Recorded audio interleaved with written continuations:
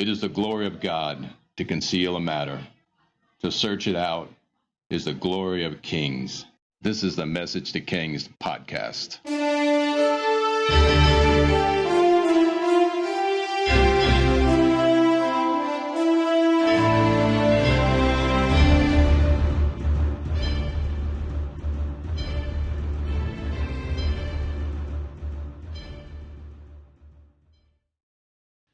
Episode 214, Governor Gedaliah. The story of Governor Gedaliah is important because he's the last Israelite or Jew to rule Judah from the time of Joshua until now. His placement as governor actually symbolized hope for the nation to be immediately rebirthed, albeit with some serious rebuilding help. Gedaliah was a hope for Israel to start afresh, and new, even in the midst of desolation, but it was not to be. The land needed rest, and the exile was a time of judgment. He's the story of a good man arriving far, far too late.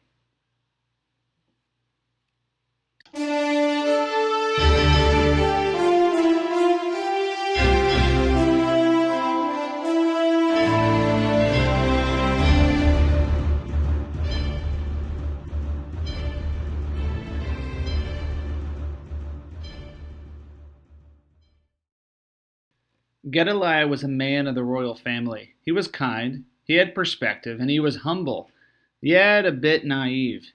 When Nebuchadnezzar left Jerusalem, he left his general, Nebuzaradan, behind to complete the destruction of Jerusalem.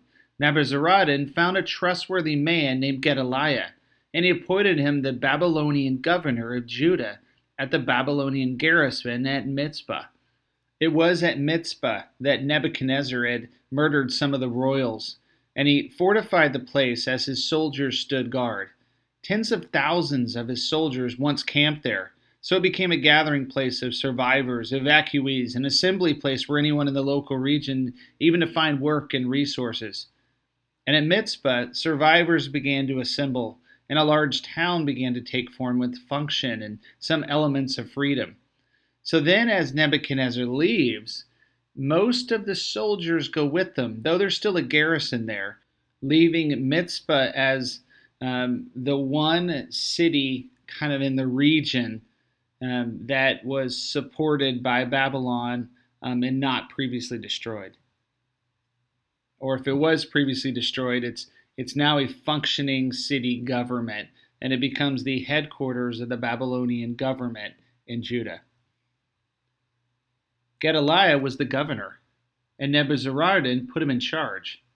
Here's what Josephus says about him with his relations with Jeremiah as well. Gedaliah was a gentle and righteous man of disposition. He commanded the people that they should cultivate the ground and pay an appointed tribute to the king. It was Nebuzaradan that also took Jeremiah and the prophet out of prison, and would have persuaded him to go along with him to Babylon, for that he had been enjoined by the king to supply him with whatsoever he wanted. And if he did not like to do so, he desired him to inform him where he resolved to dwell, and that he might signify the same to the king. But the prophet had no mind to follow him, nor to dwell anywhere else, but would have gladly lived in the ruins of his country and in the miserable remains of it. And when the general understood what his purpose was, he enjoined Gedaliah, whom he had left behind, to take all possible care of him, to supply him with whatever he needed. So that when he had given him rich presents, he dismissed him. Accordingly, Jeremiah abode in a city of that country, which was called Mizpah, and desired of Nebuzaradan that he would live at liberty with his disciple Baruch, the son of Neriah, one of very influential family and exceedingly skillful in the language of his country. Upon his appointment, Nebuzaradan left the country, leaving Gedaliah in charge. By all accounts, Gedaliah was an excellent leader, and his command was to serve Babylon and for the people to cultivate the land. Here was his command that traveled the region, inspiring the survivors to rally together. Gedaliah persuaded them, now that they were there to stay with him and to have no fear of the Babylonians, for that if they would cultivate the country, they would suffer no harm. This he assured them by oath, and said that they should have him for their patron, and that if any disturbance should arise, they should find him ready to defend them. He also advised them to dwell in any city, as every one of them pleased, and that they should send men along with their servants and rebuild their houses upon the foundations and dwell there. And he admonished them beforehand that they should make preparation while the season lasted of corn and wine and oil, that they may whereupon feed during the winter. And he dismissed them that every one might dwell in what place of the country they pleased. Now when this report was spread abroad as far as the nations that bordered on Judah, that Gedaliah entertained those that came to him after they had fled away upon his only condition that they should pay tribute to the king of Babylon, they also came readily to Gedaliah and inhabited the country. And when Joanna and the rulers that were with him observed the country and the humanity of Gedaliah, they were exceedingly in love with him. See, this Gedaliah is a stud. I mean, he's remarkably good considering this era and time. I mean, they actually said they were exceedingly in love with him. And his name means, I think, God is good or God is great. And that's really what he represents. I mean, he has become this beacon for rebuilding. At the same time, there's assassination threats on the horizon. While some were, and most were, exceedingly in love with him, it's a remarkable statement, even for a dry historian to say in this Old Testament era. I mean, that the people were exceedingly in love with him. He must have been a really, really benevolent ruler. Now Gedaliah is given a warning that a wicked Israelite from Ammon was out for his life. Mizpah is close to the border with Ammon, and Ammon was very wicked against Israel previously. Baalis, the king of the Ammonites, sent a man by the name of Ishmael to assassinate Gedaliah. Not heeding the warnings of his people, Gedaliah falls prey to an assassin, and with it, the last Israelite ruler over the land dies. The story goes that Gedaliah knew Ishmael, and they trusted each other, and Gedaliah refused to believe he would assassinate him. Yet Ishmael got him drunk, and Gedaliah really, really, really drunk, and Ishmael assassinated him. Ishmael, these are accounts from Josephus. Most of everything I'm pulling is from Josephus. Ishmael came again to Gedaliah, to the city of Mizpah, and 10 men with him. And when he had feasted with Ishmael and those that were with him in a splendid manner at this table, and he had given him presents, he became disordered in drink, while he endeavored to be very merry with them. And when Ishmael saw him in that case, and that he was drowned in his cups to the degree of insensibility, and fallen asleep, he rose up on a sudden, and with his 10 friends slew Gedaliah, and those that were with him at the feast. So Ishmael kills Gedaliah in his drunken sleep. Next, Ishmael goes on a killing spree. And now I assume Ishmael has Ammonite soldiers with him at this point. And this was a bit of a secret attack on Mizpah. More than just an assassination of Gedaliah, but a secret attack on Mizpah with Ammonite soldiers backing up Ishmael. I mean, this is just a wicked time. I mean, there's so few Israelites left in this region. There's a governor who seems to be a beacon of light that wants to rebuild, supported by the Babylonians. He's assassinated by, power-hungry Ammonites and a wicked guy named Ishmael. And it's just like the last straw. There's just whoever's left gets taken away. We're going to find even Jeremiah gets swept up in this whole episode. So it appears there was hundreds of Jews in Mizpah. There was hundreds of Babylonians as well in a garrison. Here's what Josephus says, what happens next with Ishmael, most likely with these Ammonite soldiers sneaking in the city. He went up by night and slew all the Jews that were in the city, and those soldiers also which were left therein by the Babylonians. But the next day 80 men came out of the country with presents to Gedaliah, none of them knowing what had befallen him. And when Ishmael saw them, he invited them in to Gedaliah. And when they would come in, he shut up the court and slew them, cast their dead bodies down in a certain deep pit. He took captive the people that were in Mizpah with their wives and children, among whom were the daughters of King Zedekiah, who Nebuzaradan, the general of the army of Babylon, had left with Gedaliah. And when he had done this, he came to the king of the Ammonites. The remaining people of Judah were under the leadership of a man named Johanan. And Johanan goes on a rescue mission and recaptures his countrymen. But when Johanan and the rulers with him heard what was done at Mizpah by Ishmael and of the death of Gedaliah, they had an indignation at it. And every one of them took his own armed men and came suddenly to fight with Ishmael and overtook him at the fountain at Hebron. And when those that were carried away captives by Ishmael saw Johanan and the rulers, they were very glad and looked upon them as coming to their rescue. So they left him that carried them captives and came over to Johanan. Then Ishmael with 8 men fled to the king of the Ammonites. But Johanan took those whom he had rescued out of the hands of Ishmael and the eunuchs and their wives and children, and came to a certain place named Mandra. And there they abode that day, for they had determined to remove from hence and go to Egypt out of fear, lest the Babylonians should slay them, in case they continued in the country, and that out of anger at the slaughter of Gedaliah. All right, so instead of chasing Ishmael, Johanan called off the pursuit, fearing reprisals of the Babylonians, and for good reason. They held a council and desired Jeremiah to pray to God. I mean, if their plan at this point is, let's run. We're going to get blamed for the murders of the Babylonian soldiers.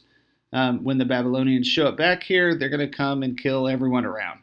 The Ammonites are going to say we weren't a part of it, and they're going to blame us, and we're going to be the one held accountable, so we're going to go to Egypt. But they asked Jeremiah what they should do. And they were patient enough to wait for 10 days for Jeremiah to get an answer. And after 10 days, God appeared to Jeremiah, and he said they should stay in the country. Instead, Johanan, controlled by fear, commanded everyone to go to Egypt, and Johanan even forced Jeremiah and Baruch to go with them. And at this stage, when they make it to Egypt, as far as we know, there are no notable Jews left in Israel. Everyone is gone. And I'm sure there was hundreds of homeless or just stragglers, or maybe even people hiding in caves, but there's maybe even insane people walking among the ruins. But generally there was no leadership and no one of reference that we know of at all in the region. It's sad for Jeremiah because he was now hauled away against his own will to Egypt, where eventually Nebuchadnezzar would come and bring another slaughter. And researching more on Gedaliah, there's a fast of Gedaliah that was part of Jewish culture for some time, and it speaks to the last ruler of the first kingdom. His short-term governorship signified the complete end to an era. The temple signifies the death of the kingdom. But the removal of all Jewish authority really is a nail in the coffin. The consequence of this scene will be Nebuchadnezzar appointing no Israelites to rule over Judah and Israel. It basically becomes a wild wasteland filled with ruins and wild animals and very few people.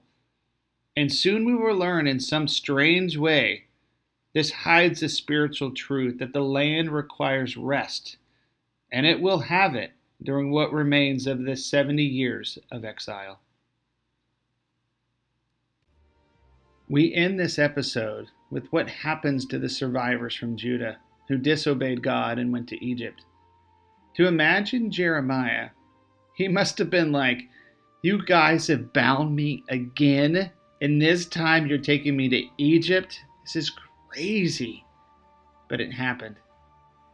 Here is Josephus' account.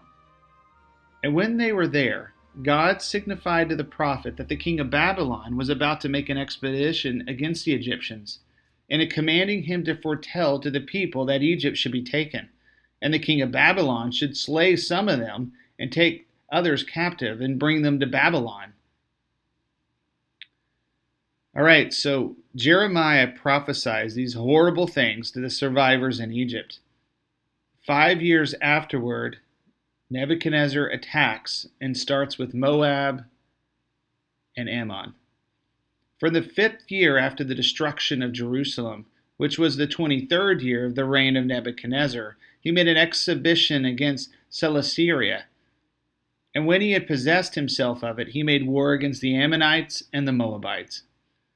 Imagine this Ishmael guy found his end in this moment.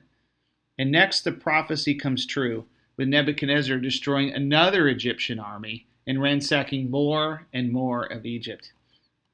And when he had brought all these nations under subjection, he fell upon Egypt in order to overthrow it. And he slew the king that then reigned, set up another, and he took those Jews that were their captives and led them to Babylon. And such was the end of the nation of the Hebrews, as it hath been delivered down to us, it having twice gone beyond the Euphrates. Officially, we have exited the time of kings and prophets, and have entered the era of the prophets and empires.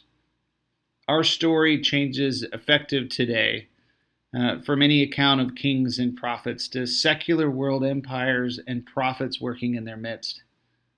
We have heroes of the faith that are coming up. Daniel and Esther. We have world rulers like Nebuchadnezzar, Cyrus the Great, Darius, Xerxes. We even have Alexander the Great to speak of further down the road. And there's the revivalist of Ezra and Nehemiah. We have so much to look forward to. As we head down these roads, please email me with any suggestions or feedback.